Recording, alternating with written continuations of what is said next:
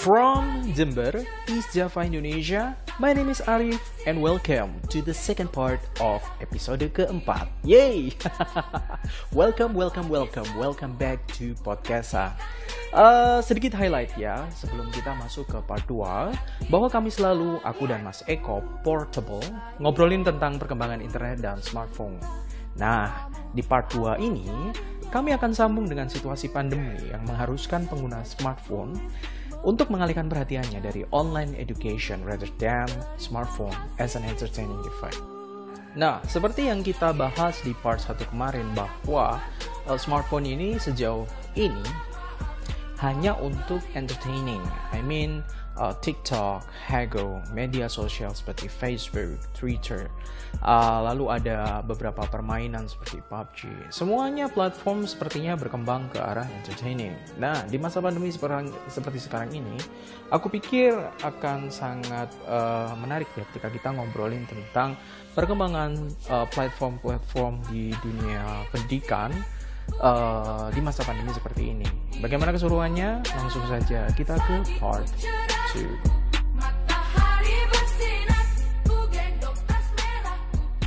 Terkait di pendidikan, ya beberapa sih ada servis ya. Maksudnya ada yang memang bisa berlangganan ke yang lebih. Google juga sebenarnya Google Classroom kalau mau diruntutkan nanti per akun bisa beli drive yang lebih besar. Ya banyak lah, nggak ada yang gratis. Nah, aku nyambung lagi, ternyata memang ada aplikasi-aplikasi yang untuk mendukung pendidikan selain ruang guru yang berbayar. Dan meskipun berbayar, ternyata ruang guru juga ada yang gratis. Gitu. Ada, ya itu tadi seperti yang disampaikan sama Mas Eko bahwa ada yang gratis, kalau ingin servis yang lebih juga harus bayar. Gitu. Kayak sekolahmu itu ternyata menyediakan beragam materi ajar yang bisa diakses melalui aplikasi maupun materi-materi belajar di situsnya. Lalu ada Kuiper School. Pernah dengar mungkin Mas Eko? Pernah dengar. Ya, ada Kuiper, terus ada Microsoft ternyata juga muncul kan. Namanya Office 365 for Education. Itu isinya tentang fitur-fitur alat-alat ruang kelas gitu. Terus lalu ada Google Suite for Education. Nggak tahu itu nanti fiturnya seperti apa. Salah satu fitur yang dimaksud sama Mas Eko tadi masuk di Google Suite Classroom. Google Classroom itu tadi. Ada Zenius. Gitu. Nah, ini maksudku gini. Aku tadi mau membahas sama Mas Eko itu ternyata perkembangan teknologi itu memang luar biasa ya. Utamanya aku sebenarnya gamer sih. Oh, suka game. Suka game. Ya. Suka nge-game. Mobile Legends sudah lokal rank lah minimalis sih. Luar biasa ternyata. Luar biasa. Saya nge-game terus. Pasang wifi salah satunya buat nge-game juga, meskipun juga untuk ini juga kebutuhan podcast, YouTube gitu. Terus apa itu namanya? Lihat ROG 3 kemarin itu luar biasa ini gitu. Aku kok perkembangan teknologi dari yang stick PS dulu PS1 ya. Sekarang ada HP yang bisa jadi stick ternyata gitu lah. Ini perkembangannya kok menurutku memudahkan si gamers gitu. Kalau untuk education yang sekarang ini menurutku kok masih belum gitu loh. Mungkin ke depan aku nggak tahu apakah layar yang apa itu namanya bisa ditampilkan apa itu namanya itu yang Tony Stark gitu. Oh itu ya LED yang gede.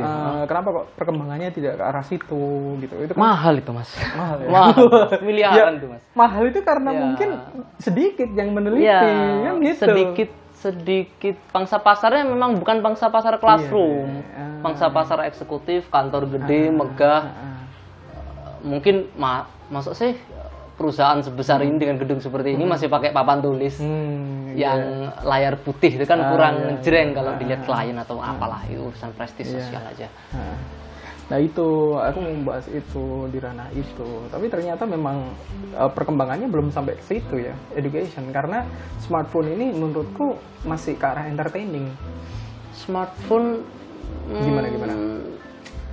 Atau mungkin karena pasarnya Indonesia aja? Enggak lah. Makanya kameranya banyak sekali. Yang laku di Indonesia kayak gitu kayaknya. Kamera banyak bukan jawaban untuk kualitas hasil foto yang baik. Oh iya. Nggak tahu orang-orang kok. 4 kamera keren padahal iPhone apa yang tahun lalu aja satu kamera sudah sekeren itu kan. Oh gitu ya? Tetap nggak kesalip, iya. Oh gitu. Perkembangan smartphone ini kan semacam, smartphone kan memang alat ya. Bayangkan kalau prosesor sekuat itu hanya cuma dipakai buat chattingan. Nah, aku mau masuk ke situ. Ya kalau kamu mau chattingan ya beli yang harga 1 juta sekian saja. Betul. Itu cukup untuk Betul. WA, nonton YouTube, lihat video kucing-kucing lucu itu cukup.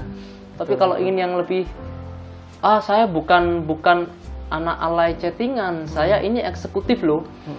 Saya setiap hari menghadapi klien yang orang ini orang berkelas, sehingga terpaksa saya harus berpenampilan berkelas, dari baju, parfum, model rambut, bahkan barang yang saya pegang seperti smartphone, tas yang saya pakai, jam tangan kan juga harus mumpuni. Prestis. Ya, harus bisa membawakan nama perusahaan. Nah, saya dari perusahaan besar, masa masuk dengan HP yang murah 1 jutaan kan enggak anu lah, itu kan butuh. Nah, dulu sempat loh smartphone itu berkembangnya ke arah fashion. Ada smartphone yang speknya sih standar-standar aja dengan HP di bawah 10 jutaan. Mungkin sekitar 3 tahun yang lalu. Pernah dengar Virtu-V? Oh iya. Yang harganya sampai 150 juta, ada berlian. Ada emas, berlian ya yang itu pernah dipakai sama Deddy Kobusier di podcastnya iya, benar. Banyak itu dulu.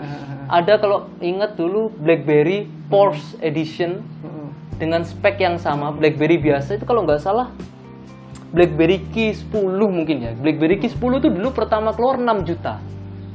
6 juta. Speknya sama dengan Porsche Edition, Porsche mobil itu ya. Porsche. Itu harganya sekitar 20 juta sekian. Saya lupa itu udah tahun berapa.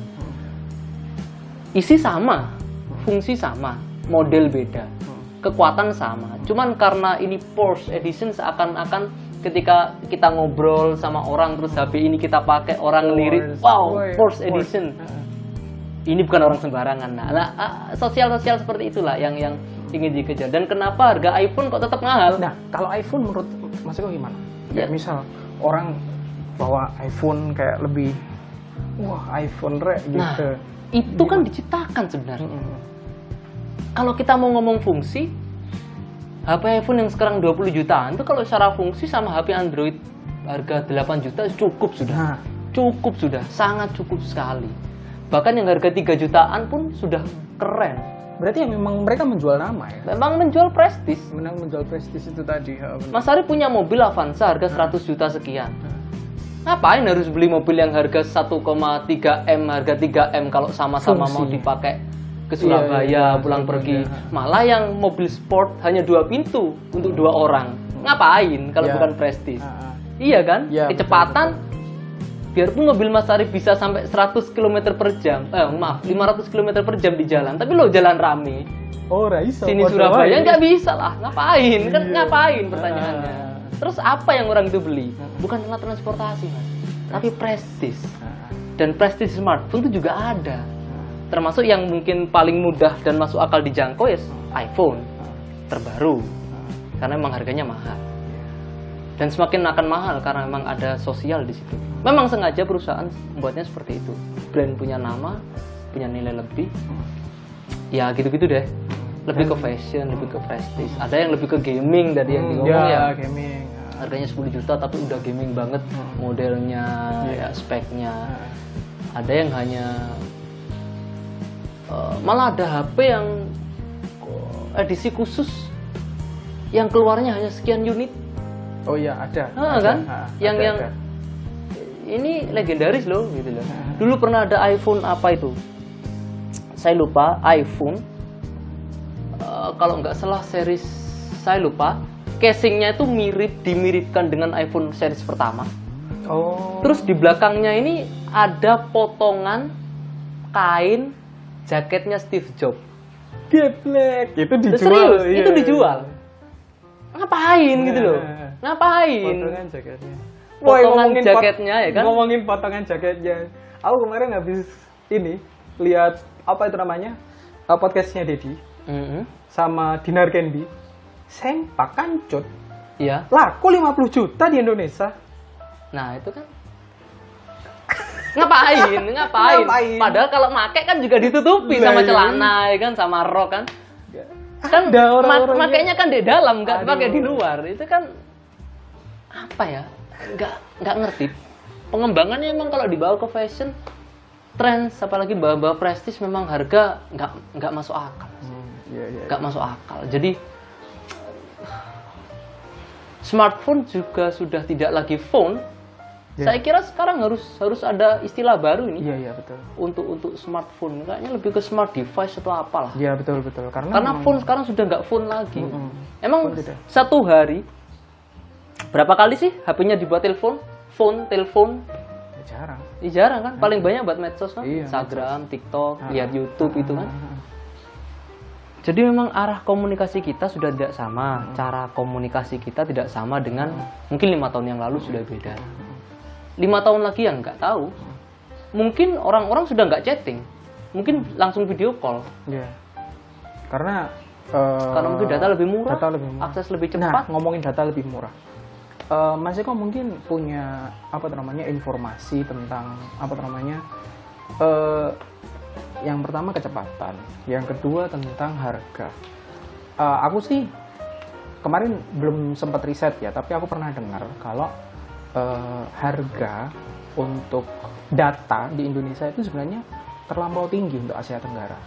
Apa bener ya, Mas Eko? Kalau Asia Tenggara saya nggak tahu ya. Tapi kalau kita bandingkan di negara lain kayak Amerika, kita itu jauh lebih murah loh. Malahan? Jauh lebih murah. Gini orang-orang. Ketika ada orang yang selentingan protes. Oh, di Amerika sudah 5G. Di Korea sudah 5G, di Jepang sudah 5G. Kok kita masih 4G aja belum rata? Gini. Alat 5G itu kan diproduksi, katakan di negara A lah, ya negara A lah, dengan harga sekian, katakan dengan harga 10 juta per unitnya. Lah kita bayar kuotanya itu lebih murah daripada Amerika. Kalau hitung-hitung, provider ini hanya untuk mengumpulkan uang 10 juta untuk beli device baru itu hanya beberapa konsumen, sedangkan kita harus banyak sekali konsumen, terus lingkungannya tidak padat. Kalau di desa kayak sekarang kayak Jember, Bondowoso kan jaraknya kan jauh. Itu malah lebih susah. Karena bayangkan aja Mas Arif dan saya harus membeli barang dengan harga yang sama sendiri, berdua. Iya. Enggak, Mas Arif anggap kita persaingan bisnis. Untuk bisa membeli alat ini saya hanya butuh iuran dari 10 konsumen. Sedangkan Mas Arif butuh iuran dari 100 konsumen. Iya, lebih murah aku. Lebih murah Mas Arif, tapi lebih cepat saya ini. Oh iya. Ini kan lebih enak saya. 10 orang saya sudah beli satu, 10 orang lagi bisa beli satu. Jadi cepat merata, Mas. Makanya teknologinya cepat berganti, cepat ganti device, karena memang saya lebih banyak duit.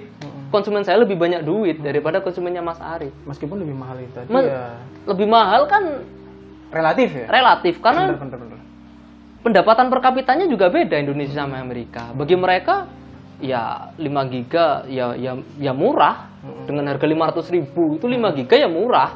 Bagi kita 5 giga 500.000 ya mahal, Bos. Ya nggak mungkin, Bos. Iya. Ya iyalah. Ya mungkin karena itu tadi kebutuhan kalau menurutku. Betul nggak? Kalau kita kebutuhannya paling cuman WA, Facebook. Mereka kebutuhannya mungkin jauh lebih lebih penting lagi atau gimana? Nggak begitulah. Nggak begitulah. Nggak begitu kalau menurut saya. Saya masih percaya kalau di dunia teknologi kebutuhan itu diciptakan. Kebutuhan itu diciptakan. Kita dulu, saya ketika SMA, komunikasi dengan SMS cukup kok. Iya benar cukup. Cukup, pacaran SMS-an cukup kok. Teleponan ya kan sampai malam berapa jam cukup kok. Kok sekarang harus video call, sekarang harus kamu lagi di mana? Lagi di restoran misalkan. Coba video call biar tahu sekian. Ngapain ini? Dulu kan nggak mungkin kan ketika HP SMS-an. Coba video call, apanya yang mau dibuat video call kan gitu loh. Kebutuhan itu akan terus diciptakan. Mungkin suatu saat nanti nggak tahu ya, nggak bisa membayangkan untuk 5 tahun ke depan. Mungkin orang-orang sudah nggak pakai phone. Karena ada gini deh. Sinyal 2G, 2G itu mengganggu loh bagi 4G. Jadi ada gagasan untuk menghilangkan 2G. Jadi langsung 3G atau hanya 4G. Agar tidak ada intervensi gelombang yang lain. Memang terus berkembang. Di luar sudah nggak pakai tuh 2G, sudah nggak dipakai. Di sini aja masih dipakai karena masih ada HP kuno. Karena ada HP kuno. Masih ada HP kuno dan provider juga mau transformasi ke 4G, budgetnya juga belum siap. Belum siap. Karena itu tadi perbedaan itu tadi, kayak misal aku satu orang 100, iyalah. ke 10 itu tadi, jadi perkembangannya kurang. Nah, coba browsing. Provider di Amerika kan ada Verizon, ada AT&T. Itu kan mereka kan tarifnya kan bundling ya. Sekian saya lupa lah. Programnya mereka ganti-ganti terus soalnya. Karena memang Amerika persaingannya kuat. Ganti-ganti terus. Sangat kompetitif. Itu harga kuotanya mahal. Lebih mahal dari kita. Pernah dulu saya lihat tuh 10 kali lipat lebih mahal. 10 kali lipat lebih mahal. Tapi memang pendapatan di sana 10 kali lipat lebih gede daripada kita. Tapi kalau misalkan orang sana suruh beli barang yang harganya 100 juta dengan kita, orang Indonesia, menurut mereka ya lebih murah.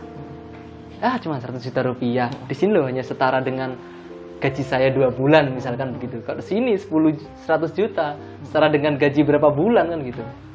Harus tidak sama. Memang perkembangan teknologi di negara berkembang memang susah, memang nggak bisa. Karena memang kebutuhan. Karena memang contoh masyarakat golongan B atau C. Ya, yang ngapunten, apa namanya, mungkin petani atau tukang beca gitu. Kebutuhan untuk bermedia sosial apakah se-urgent itu? Kalau untuk online shop perkembangan oke lah, mungkin iya. Memang kita butuh media sosial. Dulu kita nggak pakai media sosial hidup kok. Saya awal-awal ketika jadi mahasiswa 2008 2009 nggak begitu pakai medsos, nggak pakai malah. Cukup SMS-an sudah komunikasi. Sekarang kayaknya menjadi kebutuhan. Iya, tapi bukan yang primer deh. Medsos kan hanya dipakai untuk curhat. Facebook isinya orang jualan. Wow, Mas Eko belum Pamer. tahu. Apa? Sekarang apa itu namanya istilahnya, yang nut itu sudah banyak di Facebook. Wah, untung saya Instagram. Untung saya insaf. TikTok juga seperti Iya. itu. Mungkin karena masyarakat golongan B dan C butuh hiburan yang seperti itu. Ya mungkin juga karena warung-warung lokal sudah tidak bisa providing itu ya. Ya mungkin. Dulu.